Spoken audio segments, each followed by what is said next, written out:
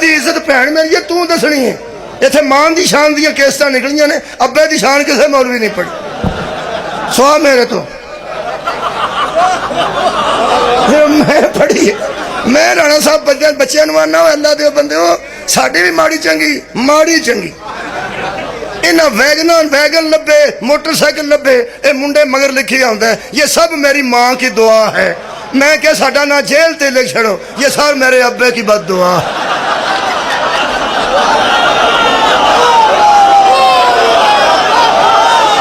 अल्लाह दे बंदे असीं तुहानूं बद दुआवां देने बिल दईए तो असी मोटरसाइकिल लैके दईए तो असी फोन च पैसे पवा के दईए तो असी अल्लाह दे बंदे ठंडी छां जड़ियां ने मैं कोई मुनकर नहीं आखिर मेरी भी कोई माँ है मावा ठंडियां छावां ने धुप असी भी नहीं सानू भादरों की धुप बना छड़िया।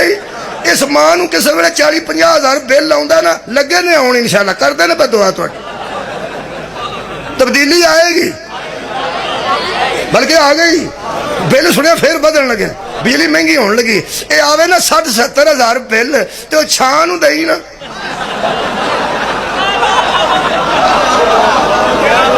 मैं की बयान छां नूं मावा ठंडिया छावां वो ठंडी छां नूं आखी ना अम्मी बिल आई वो छां की आखेगी उधर लू प्यो आउंदा ही तो प्यो हुण पता लगा ही ਇਹਦਾ मतलब बिल देवे तो प्यो घर का खराजात उठाए तो प्यो बाहरों अलामा आवे तो फिर प्यो अद्धी रात को बंदा बाहर आवे तो फिर प्यो कर्जा उतारे तो फिर प्यो धुप छां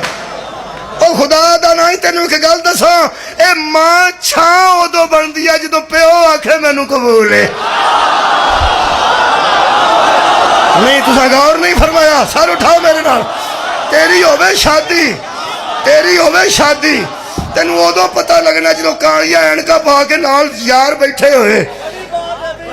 यार ओनू आंदे ने जरा बदल च काली ऐनक पा छड़े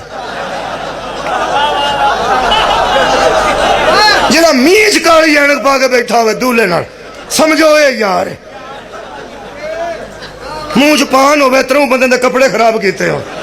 यार ने जी यार ने जे दुध आया उस मस्कीन वास्ते बच्चियां दुध लैके आउंदियां ने खास गिलास है ना हाँ वो फिर को की आते और थले मुंह करो और जरा खो के खा छड़े उन्होंने यार आंदे हो।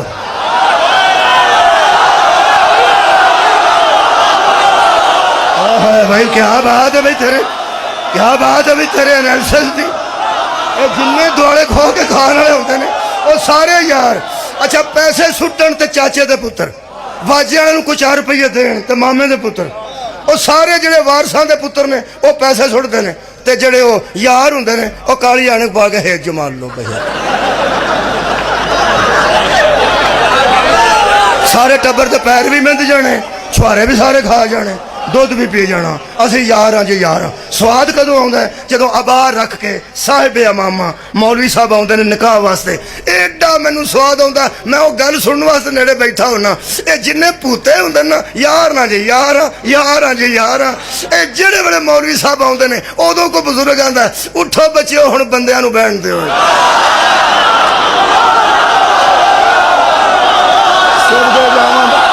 भाई क्या बात है बच्चो उठो उठो वो जड़े उदों बैठते हैं जड़े उदों बैठते हैं उन्होंने च कोई फुफड़ होंगे कोई चाचा होंगे कोई मामा होंगे बोलो कोई ताया होंगे इन्हों वली आते हैं। हाँ भाई वलिया की इजाजत है वलिया की इजाजत है यदा मतलब है जो हक आता है यार उठाए जाते हैं वली बिठाए जाते क्या बात है निकाह ही हक है ना पूरी शादी च निकाह हक है एदा मतलब है उत्थे बह के जरा मस्कीन आंदा ना कबूल है ओनू प्यो आंदे की मैं तारफ करा ओ जरा गरीब ओ मस्कीन ओ मोया ओ किसे ना कम दा एदी आवे लाश एदी होवे रोड़ी एदा रिया कख ना ए मस्कीन उत्थे ऐब करदा जड़ा आंदा कबूल है।